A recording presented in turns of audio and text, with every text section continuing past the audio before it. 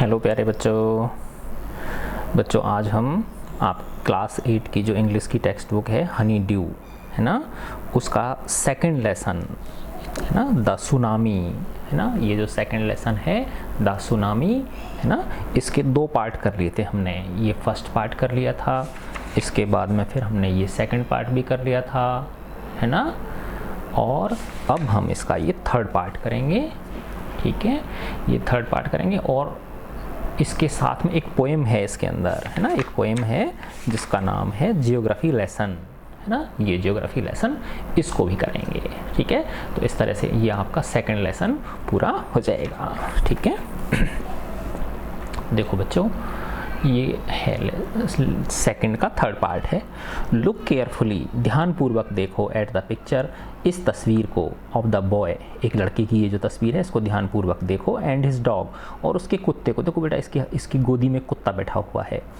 And try to describe, और वर्णन करने की कोशिश करो, वर्णन करने की कोशिश करो, the things that you see, उन चीज़ों को जो आपको दिखाई देती हैं, दे रही हैं, using just words and phrases है ना,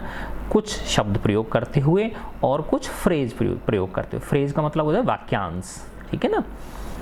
ईदर द टीचर, या तो अध्यापक, और वन ऑफ द स्टूडेंट्स, या विद्यार्थियों में से कोई एक, can write down the words, वो शब्द लिख सकते हैं, एंड फ्रेजेस, और फ्रेजेस लिख सकते हैं ऑन द ब्लैक बोर्ड के ऊपर है ना। जैसे इस तरह से, this is how you can start, तुम इस तरह से शुरू कर सकते हो। काम, शांति छाई हुई है, चुप्पी छाई हुई है चारों तरफ। देखो बेटा, ये विनाश का मंजर है ना, जैसे उजाड़ हो जाता है ना, कोई भयानक तबाही मच जाती है, उसके बाद का दृश्य है ये। ब्लू सी, नीला समुद्र, क्योंकि देखो ये नीला समुद्र दिखाई दे रहा है, इसका मतलब ये क्या है, सुनामी का वो है ना, दृश्य है।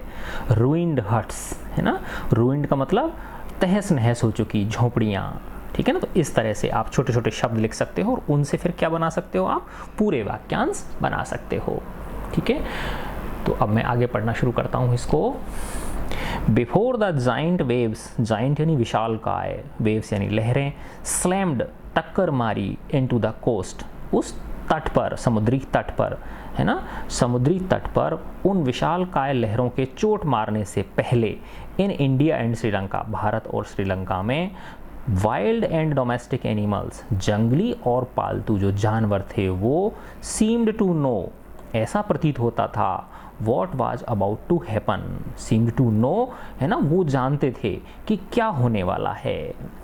ठीक है ना। तो भारत और श्रीलंका में सुनामी की जो लहरें थी उनको टक्कर मारने से पहले ही जो जंगली और जो पालतू जानवर थे उनको ऐसा महसूस हो गया था कि कुछ ना कुछ होने वाला है। They fled to safety, fled है ना, फ्ली से बनाए, ये फ्ली यानी जान बचाकर भागना, तो वे सुरक्षा के लिए जान बचाकर भागे। कौन, जानवर, ठीक है ना। यानी बेटा होता क्या है कि हमको पता नहीं चलता कि समुद्र के अंदर सुनामी आने वाली है ना, विनाशकारी लहरें आने वाली हैं, लेकिन जो जानवर होते हैं इनको पूर्वाभास हो जाता है, यानी पहले ही कुछ पता चल जाता है कि अब कुछ ना कुछ विनाश आने वाला है। तो कुछ समय पहले ही, कुछ घंटे पहले या कुछ एक दिन पहले उनको पता चल जाता है, ठीक है ना। तो वो सुरक्षित स्थानों की ओर क्या करते हैं, भाग जाते हैं, ठीक है ना। According to eyewitness accounts है ना, आई विटनेस का मतलब होता है आंखों देखी है ना, जो आंखों देखा, अकाउंट्स यानी जो लिखते हैं है ना, वर्णन मान लो आप है ना। तो आंखों देखे, जो कई लोग भाई आंखों देखा हाल लिखते हैं अपना है ना, तो आंखों देखे वर्णन के अनुसार एलिफेंट्स स्क्रीम्ड है ना, जब सुनामी आने वाली होती है तो उससे पहले ही जो हाथी होते हैं वो चीखने लग जाते हैं। And ran for higher ground, और वो ऊंचे स्थानों की तरफ दौड़ने लग जाते हैं। Dogs refuse to go outdoors, जो कुत्ते होते हैं वो बाहर जाने से मना कर देते हैं है ना, घरों के अंदर ही वो रहना पसंद करते हैं है ना, वो बाहर जाना रिफ्यूज कर देते हैं। Flamingos abandoned their low lying breeding areas है ना, फ्लेमिंगो पक्षी होता है बेटा, जो फ्लेमिंगो नामक पक्षी होते हैं वो खाली कर देते हैं। अबंडन का मतलब होता है खाली कर देना, वो खाली कर देते हैं अपने नीचे स्थानों पर। लो लाइंग का मतलब क्या होता है, नीचे स्थानों पर जो उनके ब्रीडिंग एरियाज हैं, जहाँ पर वो अपने बच्चों को जन्म देते हैं, प्रजनन जो स्थल हैं, उन जगहों को वो क्या कर देते हैं, खाली कर देते हैं, है ना, क्योंकि उनको पता चल जाता है कि अब समुद्र के अंदर सुनामी आने वाली है, अगर हम हमारे बच्चों को यहाँ रखेंगे, इस नीचे स्थान पर रखेंगे तो वो बह जाएंगे, तो इसलिए वो उनको जो निचले स्थान होते हैं उनको वो क्या कर देते हैं, खाली कर देते हैं। द जू एनिमल्स, और जो जू के जो जानवर होते हैं,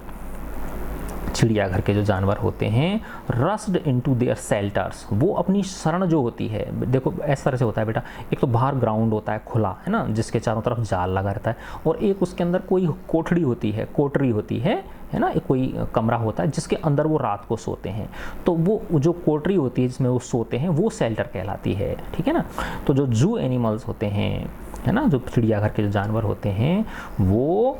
अपने जो कमरे होते हैं उनमें दौड़ जाते हैं, and could not be enticed to come back out, और उनको कोई भी लालच देकर बाहर नहीं निकाला जा सकता, है ना, कि भाई कोई लालच दे दो उनको, भाई तेरे को कोई खाने की चीज़ दे रहे हैं तुम बाहर निकल आओ, लेकिन वो बाहर नहीं निकलते हैं। जो जू के जानवर हैं वो अपने जो शेल्टर होते हैं, जो उनके रहने के जो पिंजरे होते हैं अंदर, उन्हीं में ही वो रहना, है ना, रहते हैं, वो बाहर नहीं निकलते हैं, और उनको किसी प्रकार का लालच देकर बाहर नहीं निकाला जा सकता है।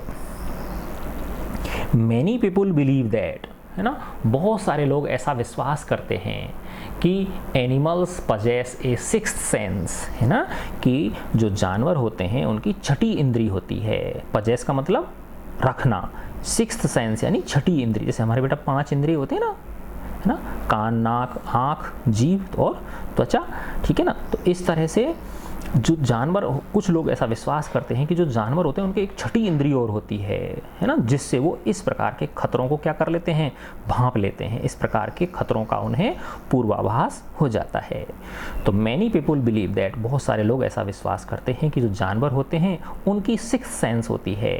है ना, उनकी छठी इंद्रिय होती है उनके पास, एंड नो, और वो जानते हैं when the earth is going to shake, कि कब पृथ्वी हिलने वाली है। तो बेटा सुनामी कब आती है, जब पृथ्वी के अंदर भूकंप आता तभी तो आती हैं, तो उनको पता चल जाता है कि कब भूकंप आने वाला है, कब पृथ्वी हिलने वाली है। सम एक्सपर्ट्स बिलीव दैट, कुछ जो अनुभवी लोग होते हैं, जो विशेषज्ञ होते हैं, वो ऐसा विश्वास करते हैं कि जो जानवर हैं, मोर एक्यूट हियरिंग, कि जानवरों की जो तीव्र, तीक्ष्ण, एक्यूट का मतलब क्या होता है, तीव्र या तीक्ष्ण, है ना, बहुत शार्प जो होती है, हियरिंग, उनके अंदर सुनने की जो श्रवण शक्ति होती है वो बहुत तीक्ष्ण होती है, बहुत तीव्र होती है, तो उनकी जो सुनने की तीक्ष्ण श्रवण शक्ति होती है वो उनकी मदद करती है टू हियर, सुनने में, और फील, महसूस करने में, द अर्थ्स वाइब्रेशंस, है ना, पृथ्वी के कंपनों को। अर्थात मानव जो है बेटा, है ना, जब धरती हिलती है, धरती कांपती है या भूकंप आता है, तो मानव को कब पता चलता है, जब वो भूकंप आ जाता है, जब धरती हिलती है, जब उसके पैरों के नीचे ज़मीन हिलती है, तब उसको पता चलता है। लेकिन जो जानवर हैं, इनकी जो तीक्ष्ण श्रवण शक्ति होती है वो उन्हें इन पृथ्वी के कंपनों को सुनने में और या महसूस करने में उनकी क्या करती है, मदद करती है। They can sense an approaching disaster, approaching का मतलब होता है आने वाला, डिजास्टर यानी विनाश, तो वो आने वाले विनाश को सेंस कर लेते हैं, पूर्वाभास कर लेते हैं, उसको पहले ही संवेदन कर लेते हैं। लॉन्ग बिफोर ह्यूमन्स रियलाइज, बहुत पहले मानवों के महसूस करने से, व्हाट इज गोइंग ऑन, कि क्या होने वाला है, यानी कि क्या विनाश घटित होने वाला है, तो मानवों से बहुत पहले ही वो उस आने वाले खतरे को भांप जाते हैं। We can not be sure whether animals have a sixth sense or not, है ना, लेखक कह रहे हैं कि हमें ये तो नहीं पता कि भाई उनकी छठी इंद्रिय कोई होती है या नहीं होती है ना। We can not be sure whether animals have a sixth sense or not, कि उनकी छठी इंद्रिय होती है या नहीं होती, इतना तो हम श्योर नहीं हैं। लेकिन but the fact is that, वास्तविकता यह है, तथ्य यह है कि the giant waves that rolled through the Indian ocean killed more than 1,50,000 people in a dozen countries, but not many animals have been reported dead। तो ये कहना चाह रहे हैं बेटा कि हमको ये तो पता नहीं है भाई कि जानवरों के छठी इंद्री होती है या नहीं होती, लेकिन इतना ज़रूर पता है ना, कि जब सुनामी ने, है ना, कहाँ पर, जो हिंद महासागर है, इंडियन ओशियन का मतलब क्या है, हिंद महासागर के अंदर जो तबाही मचाई थी सुनामी ने, क्या मचाई थी, तबाही जो मचाई थी, तो उसमें 1.5 लाख लोग क्या हो गया, मारे गए, है ना, लेकिन जानवरों को कोई नुकसान नहीं हुआ, ठीक है ना, यानी जानवरों को कोई नुकसान नहीं हुआ, बस किसकी जन हानि हुई, मानवों की हानि हुई। तो but the fact is that, लेकिन तथ्य यह है कि द जाइंट वेव्स, यानी वो जो विशालकाय लहरें थीं, दैट रोल्ड थ्रो, जो कि रौंदती हुई चली गई थी, रोल्ड थ्रो का मतलब क्या होता है, रौंदते हुए चले जाना, द इंडियन ओशियन, है ना, हिंद महासागर में से उन्होंने killed more than 1,50,000 people in a dozen countries, लगभग 12 देशों में, है ना, दर्जनों देशों में उन्होंने 1.5 लाख से ज़्यादा लोगों को क्या कर दिया था, मार दिया था उन समुद्री लहरों ने। बट लेकिन not many animals have been reported dead, लेकिन ज़्यादा जानवरों के मरने की खबर प्राप्त नहीं हुई, अर्थात जो जानवर थे, एनिमल्स थे, वो उनके मरने की खबर नहीं आई, अर्थात वो बहुत कम मात्रा में मारे गए। अलोंग इंडियाज कुडलोर कोस्ट, है ना, ये तमिलनाडु में एक जगह है बेटा, है ना, कुडलोर, है ना, तो जो तमिलनाडु के अंदर जो कुडलोर का समुद्री तट है ना, भारत के अंदर, वेयर, जहाँ पर कि थाउजेंड्स ऑफ पीपल पेरिस्ड, जहाँ पर कि हज़ारों लोगों की मृत्यु हो गई थी, पेरिश का मतलब नष्ट हो जाना, जहाँ पर कि हज़ारों लोग मृत हो गए थे, नष्ट हो गए थे, मर गए थे। बफेलोज,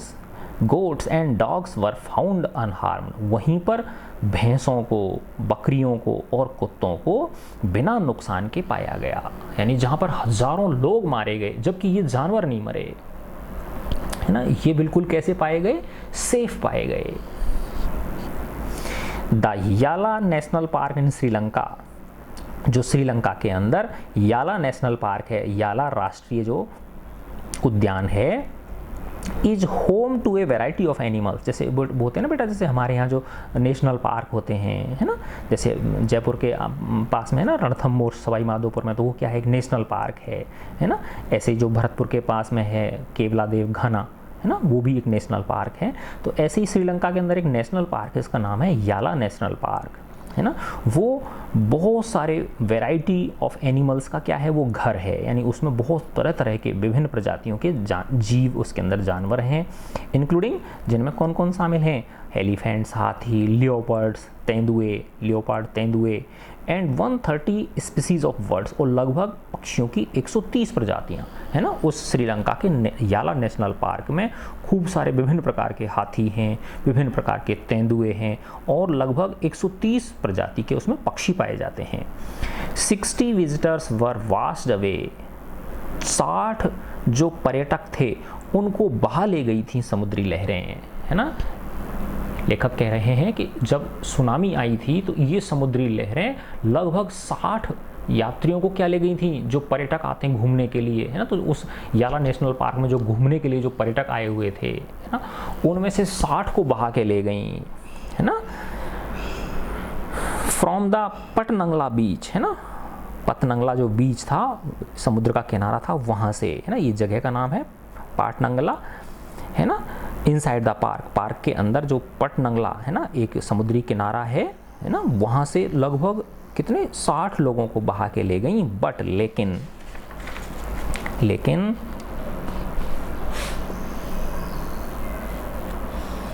नो एनिमल कार्कसेस, है ना, नो एनिमल कार्कसेस वर फाउंड, कार्कसेस का मतलब होता है बेटा कंकाल, लेकिन कोई ही जानवर का कंकाल प्राप्त नहीं हुआ। कंकाल का मतलब क्या होता है बेटा, जब जानवर मर जाता है तो उसकी हड्डियों का कंकाल बचता है, नहीं बचता है, तो अगर कंकाल पड़ा हुआ है इसका मतलब जानवर मरा है, तो कोई कंकाल नहीं पाया गया, है ना, इसका मतलब क्या हुआ कि जानवरों की मृत्यु नहीं हुई, जबकि वहीं पे कितने लगभग 60 पर्यटकों को अपनी जान से हाथ धोना पड़ा।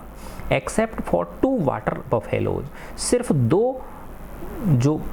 जलीय भैंस होती हैं, है ना, कोई विशेष प्रकार की भैंस जैसा कोई जीव होता होगा बेटा, जो सिर्फ वो मरे थे 2, है ना, लेकिन और जितने सारे जो हाथी थे, तेंदुए थे, 100-150 प्रकार के पक्षी थे, कोई भी उनको मृत नहीं पाया गया। अबाउट एन आवर बिफोर, 1 घंटे पहले, द सुनामी हिट, है ना, सुनामी की टक्कर आने से 1 घंटे पहले, पीपुल एट याला नेशनल पार्क, याला नेशनल पार्क में जो लोग वहाँ आए हुए थे विजिट करने के लिए, घूमने फिरने के लिए, हैड ऑब्जर्व्ड, उन्होंने महसूस किया था, उन्होंने देखा था, उन्होंने प्रेक्षण किया था, देयर कि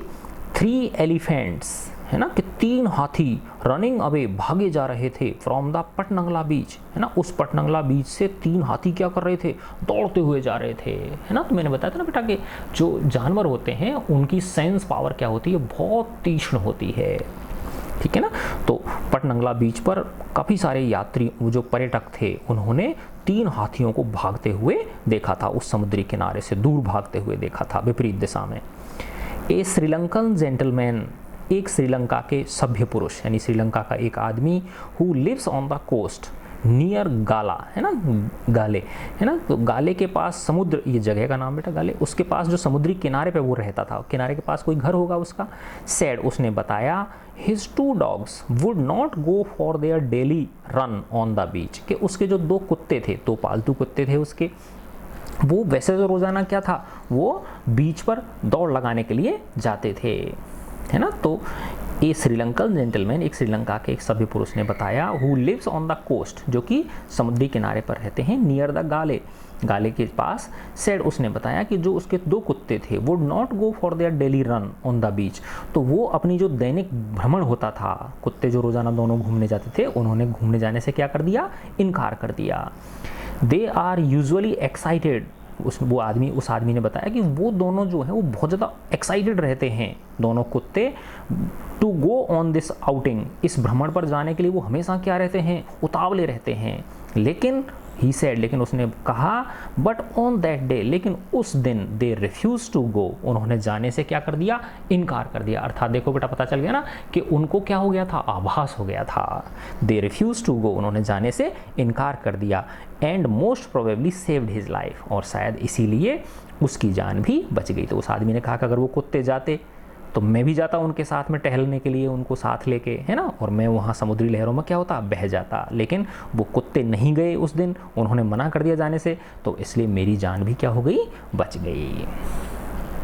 ठीक है बच्चों, तो बेटा देखो ये आपका 3rd पार्ट इसमें पूरा हो गया, है ना। अब मैं इसकी पोएम, है ना, जियोग्राफी लेसन, अपन इसकी पोएम कर लेते हैं, ठीक है ना। क्या नाम है इसका, जियोग्राफी लेसन, है ना, भूगोल का पाठ, है ना। तो जियोग्राफी लेसन का मतलब ये कोई भूगोल का पाठ नहीं है ना। भूगोल होती है ना बेटा, जिसमें अपन किसके बारे में पढ़ते हैं, पृथ्वी के बारे में पढ़ते हैं, महासागर, है ना, महाद्वीप,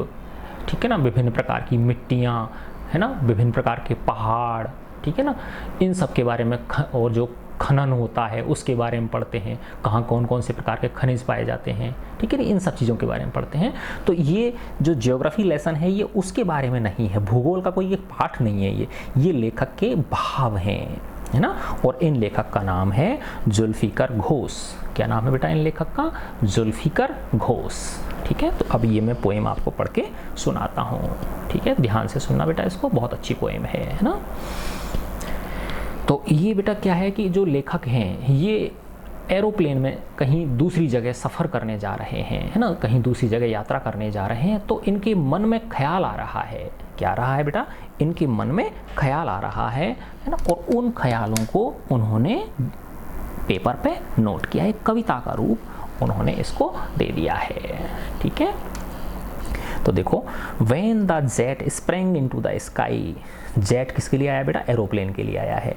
जब जो एरोप्लेन है, स्प्रिंग, स्प्रिंग माने उछलना होता है, स्प्रिंग यानी उछला, तो यहाँ पे उछलने का क्या मतलब है, उड़ा, है ना, इनटू द स्काई। जब एरोप्लेन आकाश में उड़ा, it was clear why the city, तो ये बिल्कुल साफ था कि जो शहर है, तो ये बिल्कुल स्पष्ट था कि जो ये जो शहर है developed the way it had, कि ये इस तरह से क्यों विकसित हुआ है, डेवलप्ड का मतलब क्यों विकसित हुआ है, जैसा कि ये है। अब ये कहना क्या चाह रहा है, देखो मैं बताता हूँ बेटा आपको, है ना, कि नॉर्मली जब हम ज़मीन पे रहते हैं, ठीक है ना, तो हमको क्या दिखता है ना, गलियाँ होती हैं, सिकुड़ी सी, है ना, जगह ऊट पटांग मकान बने हुए होते हैं, कहीं कचरा पड़ा हुआ है, कहीं कुछ है ना, कहीं कुछ है, इस तरह से मतलब सब अस्त व्यस्त दिखाई देता है जब हम कहाँ रहते हैं, ज़मीन पर रहते हैं, है ना। लेकिन जैसे ही कोई व्यक्ति एरोप्लेन में बैठ के ऊपर उड़ने की कोशिश करता है, ऊपर जब वो उठता है ना, तो बेटा फिर उस समय है ना सिर्फ जो बड़ी बड़ी सड़कें होती हैं वो ही दिखती हैं, है ना, और ग्रीन एरियाज दिखते हैं, पेड़ दिखते हैं। तो वो यानी लेखक कहना चाह रहा है कि जो धरती पर देखने से जो चीज़ हमको वैसी लगती है, बेकार लगती है, वही चीज़ हमको ऊपर जाके क्या लगने लग जाती है, अच्छी लगने लग जाती है कि भाई इसको तो ऐसा ही होना था, इस शहर को इसी प्रकार से ही बसना था। यानी मोटी मोटी जो बसावट होती है, जैसे जयपुर की है बेटा देखो, तो इसमें बड़ी बड़ी सड़कें हैं, जैसे टोंक रोड हो गया, फिर जवाहरलाल नेहरू मार्ग हो गया, JLN मार्ग हो गया, कितनी चौड़ी चौड़ी सड़कें हैं ये,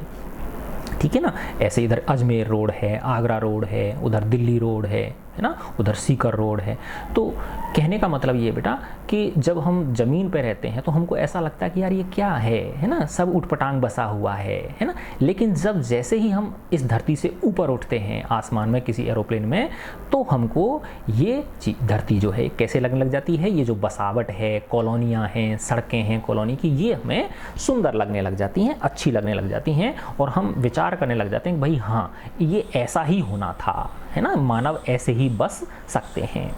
ठीक है। तो when the jet sprang into the sky, जब एरोप्लेन आकाश में उड़ा तो ये बिल्कुल स्पष्ट था कि ये जो शहर है ये इस तरह से विकसित क्यों हुआ है। Seeing it scaled 6 inches into the mile, है ना, जब हम उसको 6 इंच और 1 मील, है ना, देखो ये इंच तो पता ही है आपको, है ना, 12 इंची का 1 फुट होता है ना बेटा, है ना। तो इंच और माइल का मतलब होता है मील, है ना, इसको कैसे मील कहते हैं। तो मील का मतलब होता है बेटा जैसे 1 मील जो होती है ना, तो 1 मील को ऐसे मान लो, 2 मील जो है वो 3 किलोमीटर के बराबर होता है। 2 मील कितने के बराबर होता है, 3 किलोमीटर के बराबर। इसका मतलब मील जो है वो 1 किलोमीटर से क्या होता है, बड़ा होता है, आई ना बात समझ में, ठीक है। तो यानी जो हमको नीचे 1 मील दूरी होती है वो हमको ऊपर जाके कैसा लगता है, 6 इंच के बराबर लगता है, क्योंकि हम दूर उठ गए कि नहीं उठ गए। तो इस तरह का स्केल बन जाता है ना। यानी 1 मील जो है वो हमको कितना दिखाई देती है, 6 इंच के बराबर दिखाई देती है, समझे ना बात। यानी एक मील की दूरी हमको कितनी दिखती है, 6 इंच के बराबर जब हम कुछ दूरी पर होते, कुछ ऊंचाई पर होते हैं। There seemed an inevitability, inevitable का मतलब होता है कि ऐसा तो होना ही था, है ना, यानी ये निश्चित था, है ना, अपरिहार्य था, इसको बदला नहीं जा सकता था। There seemed an inevitability, तब वहाँ से हमको प्रतीत होता है, seemed यानी प्रतीत होना, कि भाई ऐसा तो होना ही था। About what on ground had looked haphazard, है ना, कि ज़मीन पे जो चीज़ हमको दिखाई देती है अस्त व्यस्त, हैपेजर्ड का मतलब क्या होता है, अस्त व्यस्त जो दिखाई देती है वो वास्तव में अस्त व्यस्त होती नहीं है, क्योंकि ऐसा तो होना ही होता है, क्योंकि कॉलोनियाँ तो बसेंगी ही, लोग तो रहेंगे ही, लोग रहेंगे तो कचरा भी फैलेगा, सारी चीज़ होंगी, लेकिन सफाई भी तो होती नहीं होती है ना। तो जो चीज़ हमको नीचे परेशान करती हैं, तो वैसे जब हमको ऊपर से देखते हैं तो वो चीज़ हमको अच्छी लगने लग जाती हैं। अनप्लान्ड एंड विदाउट स्टाइल, है ना, कि जो चीज़ हमको ज़मीन पर रहते हुए हैपेजर्ड लगती हैं, है ना, अस्त व्यस्त लगती हैं, अनप्लान्ड लगती हैं। अनप्लान्ड मतलब कोई प्लानिंग नहीं है भाई इनकी, है ना, बिना प्लानिंग के की हुई हैं, ये अनप्लान्ड लगती हैं, या विदाउट स्टाइल लगती है, बिना किसी स्टाइल के लगती हैं। स्टाइल का मतलब बिना किसी सुंदरता के लगती हैं। वही हमको जब हम ऊपर उठते हैं तो हमें वो बहुत अच्छी लगने लग जाती हैं। When the jet sprang into the sky, देखो ये फर्स्ट लाइन और ये लास्ट लाइन क्या हो रही है, रिपीट हो रही है, ठीक है ना बेटा। तो जब मेरा एरोप्लेन आकाश में उड़ा, ठीक है। अब इसका सेकंड पैराग्राफ पढ़ते हैं हम। When the jet reached 10,000 feet, है ना, अब ये थोड़ा सा और ऊपर उठ गया, है ना, जब जो हवाई जहाज है वो कितना ऊपर उठ गया, 10,000 फीट ऊंचाई पर उठ गया, ठीक है ना। It was clear, तब ये बिल्कुल स्पष्ट दिखाई दे रहा था कि why the country, कि ये जो देश है, यानी ये जो देश होते हैं, हेड सिटीज, इनमें जो शहर होते हैं,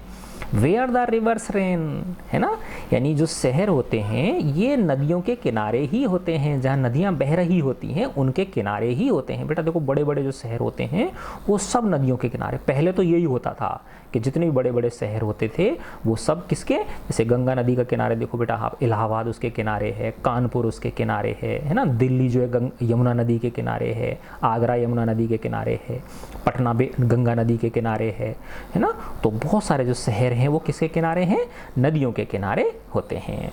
ठीक है ना।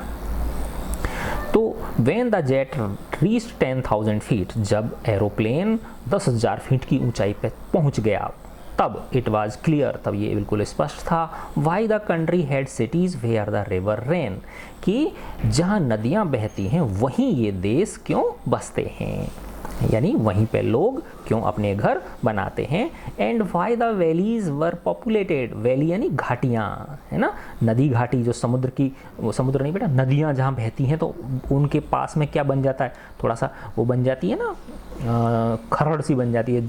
ना, निचाव बन जाता है, पानी बहता है तो कटाव हो जाता है ना, तो वैलीज यानी घाटियाँ, कि जहाँ घाटियाँ होती हैं, है ना, वहीं पर क्या होती है, पॉपुलेशन होती है, वहीं पे ज़्यादा जनसंख्या होती है। And why the valleys are were populated,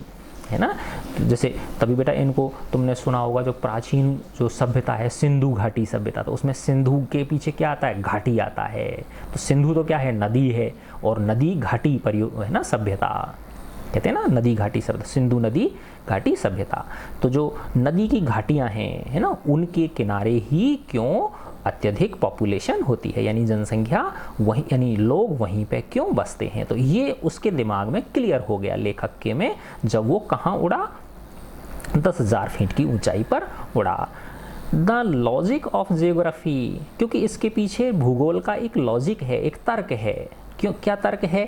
कि that land and water attracted man, कि जो ज़मीन होती है जहाँ उपजाऊ, बेटा नदी जो होती है ना, जहाँ नदी बहती है तो नदी अपने साथ क्या लाती है, उपजाऊ मिट्टी को लेके आती है, और वो जो उपजाऊ मिट्टी होती है वो नदियों के किनारे जमती जाती है, तो वहाँ क्या बन जाते हैं, उपजाऊ मैदान बन जाते हैं, जिन पर क्या होती है, खेती होती है। तभी तो बेटा जो उत्तर प्रदेश है ना, इसमें बहुत सारी नदियाँ बहती कि नहीं बहती हैं, तभी तो ये क्या है, इसको जो ज़मीन है वहाँ की उत्तर प्रदेश की वो कैसी है, बहुत फर्टाइल है, बहुत उपजाऊ है, ठीक है ना। तो द लॉजिक ऑफ जियोग्राफी, क्योंकि इसके पीछे क्या है, एक भूगोल का तर्क है, और वो तर्क क्या है, that land and water attracted man, है ना, कि जो पृथ्वी है और जो पानी है ना, यानी भूमि और जल जो है वो हमेशा किसको आकर्षित करते हैं, मनुष्य को आकर्षित करते हैं। क्योंकि बेटा देखो पीने के लिए पानी चाहिए उसको, और भोजन उगाने के लिए क्या चाहिए उसको, भूमि चाहिए, तो वो कहाँ रहेंगे बताओ, लोग कहाँ बसेंगे, है ना। इसीलिए बेटा जो पुराने जो लोग होते थे, हमारे जो पूर्वज हुआ करते थे, है ना, उस समय टेक्नोलॉजी तो कुछ थी नहीं, है ना, तो सब सिर्फ वो बहुत ही मोटी चीज़ों पर ध्यान देते थे, बस खाने पीने की उनकी आवश्यकताएं पूरी होती थी, और वो कहाँ हो सकती थी, सिर्फ नदियों के किनारे ही हो सकती थी, क्योंकि वहाँ पर पानी भी मिलता था उनको पीने के लिए, और थोड़ा बहुत वो क्या कर लेते थे, वहाँ खेती भी कर लेते थे पेट पालने के लिए, ठीक है। तो लेखक जैसे ही 10,000 फीट की ऊंचाई पे उठा तो उसके दिमाग में ये चीज़ भी क्लियर हो गई। तो देखो पहली चीज़ तो उसके में यहाँ इस पैराग्राफ में क्लियर हुई। पहली चीज़ क्या क्लियर हुई बेटा उसके दिमाग में, कि उसको जब वो नीचे था, नीचे जब देखता है तो उसको सब हैपेजर्ड लगता है ना, उठपटांग लगता है, अनप्लान्ड लगता है, और बिना किसी स्टाइल के लगता है ना। लेकिन फिर उसके समझ में आ गया कि इसको तो ऐसा ही होना था, इनएविटेबल था, ये अपरिहार्य था कि ऐसे ये बसावट होनी ही थी, इसी प्रकार से होनी थी। फिर जब वो और थोड़ा ऊंचा उठा, 10,000 फीट की ऊंचाई पे उड़ गया उसका जो एरोप्लेन है वो, तब उसे ये क्लियर हो गया, क्योंकि फिर वहाँ से उसको क्या दिखता है, इतनी ऊंचाई से, 10,000 फीट की ऊंचाई से सिर्फ मोटी चीज़ें दिखती हैं, है ना, यानी सिर्फ नदी बहती हुई दिखेगी, पानी बहता हुआ दिखेगा, या आपको क्या दिखेंगे, जंगल दिखेंगे, या जो मकान होंगे वो बहुत छोटे मात्रा में दिखेंगे, बहुत हल्के दिखेंगे। आई ना बात समझ में, है ना। तो ये दूसरी चीज़ भी लेखक के समझ में आ गई, क्योंकि ये भी क्या है, एक ज्योग्राफी का तर्क है, भूगोल का एक तर्क है, कि मानव वही निवास करता है जहाँ उसकी पानी और भूमि की आवश्यकताएं क्या होती हैं, पूरी होती हैं। That land and water attracted man was clearly delineated, है ना। delineated का मतलब क्या होता है, स्पष्ट दिखाया गया है, was clearly delineated, है ना, जो कि clearly shown है, दिखाया गया है। When the jet reached 10,000 feet, जब उसका जेट किस पे पहुंच गया, 10,000 फीट की ऊंचाई पे दिख गया, तो ये भी उसको क्लियरली क्या हो गया, है ना, स्पष्ट रूप से उसको दिखाई देने लग गया कि जो मानव की जो बस्तियां होती हैं, मानव बस्तियां वो नदियों के किनारे ही क्यों बसती हैं, सभ्यताओं का जो विकास है वो नदियों के किनारे ही क्यों होता है।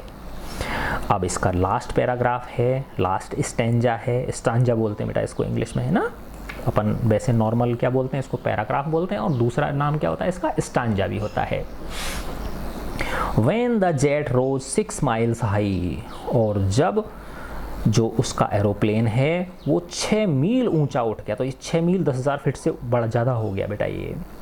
समझ गए ना बात। तो जब उसका जो एरोप्लेन है वो 6 मील ऊंचा उठ गया, it was clear that the earth was round, है ना। तब फिर उसको बेटा पृथ्वी कैसे यानी और अगर हम ऊंचे उठ जाएंगे तो फिर हमको पृथ्वी कैसी दिखने लग जाएगी, गोल दिखने लग जाएगी, है ना। पहले तो हमको बिल्कुल फ्लैट दिखती है धरती, है ना, बिल्कुल चपटी दिखती है ना। लेकिन जब अगर हम 6 मील ऊंचाई पे उठ